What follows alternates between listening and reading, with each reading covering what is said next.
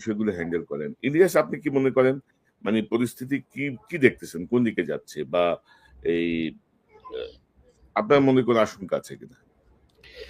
আমিও এই কনক্লুশনে যাই। কারণ হচ্ছে যে এতক্ষণ যা বললাম সেটা একজন দেশের নাগরিক, আমার মনে হয় একজন দর্শক যে চিন্তাটা করছে সেই কথাগুলো আমি কিছুক্ষণ আগে বললাম। কিন্তু এখন এইখানেই যদি আলোচনা শেষ হয় তাহলে মানুষ হোপলেস হবে। তাহলে কি হচ্ছে, কি হইতে পারে?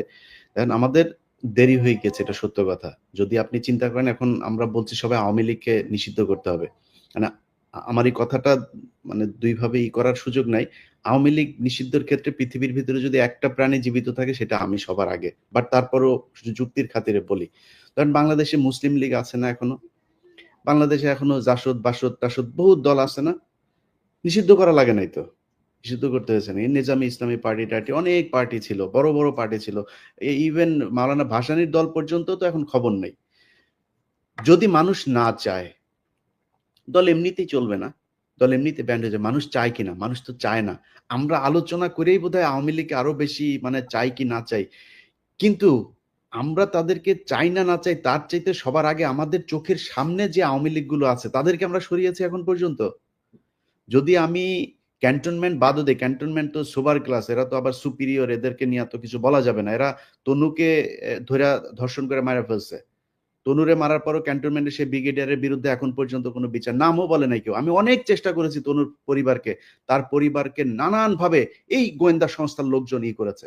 এই দেশে যদি সেনাবাহিনীর নিয়ে বলতে চাই, ৫ তারিখের পর থেকে যত সমস্যার কারণ, সব সমস্যার মূল কারণ হচ্ছে সেনাবাহিনীর কতিপয় এই দুষ্কৃতিকারী। এরা ৩২ নম্বরে ভাঙতে যাওয়ার সময় বাধা দিয়েছে। এরা প্রথম আলো সামনে নিয়ে তারপরে সেনাবাহিনী দাঁড় করিয়ে রেখেছে। এরা গিয়ে এই পর্যন্ত যত আলেমরা বের হয়েছে সে আলেমদেরকে আপনি জানেন কনক ভাই, আমি সেনাবাহিনীর প্রতিনিধিকে আমি একদম সরাসরি বলেছি যে আপনাদের এই অফিসার করছে। বললো হ্যাঁ আমরা দেখছি, আমি এখনই দেখছি। আমাদের সামনে বসে ফোন দিল ঢাকাতে। কি হয়েছে? এখনো পর্যন্ত আলেমদেরকে জামিন দেয় না।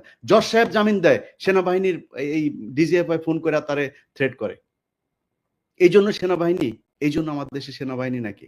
তো এটা করছে সেনাবাহিনী এখন পর্যন্ত। আওয়ামী লীগ যদি নাকি আপনি ছাত্ররা, আমি আপনাদের অনেক কমপ্লেন করলাম, এখনো পর্যন্ত আপনাদের সুযোগ দিচ্ছে। আগেই বলেছে খুব বেশি দিন সময় নাই। এই ছাত্রদল, ছাত্র শিবির যাদেরকে আপনারা এখন তুচ্ছ তাচ্ছিল্য লোকেরা কিছুই নিজেদেরকে বিশাল আকারে সাম্রাজ্যের মালিক মনে করেন, এই ছাত্রদল, ছাত্র শিবিরের কারণেই ৫ তারিখের ঘটনা ঘটানো সম্ভব হয়েছে। আপনাদের পক্ষে করা সম্ভব হইতো না এককভাবে, এটা মনে রাখেন। তাদেরকে নিয়ে ছাত্রদল, ছাত্র শিবির মারামারি করবে, টেন্ডারবাজি করবে, অনেক কিছু করতে পারে।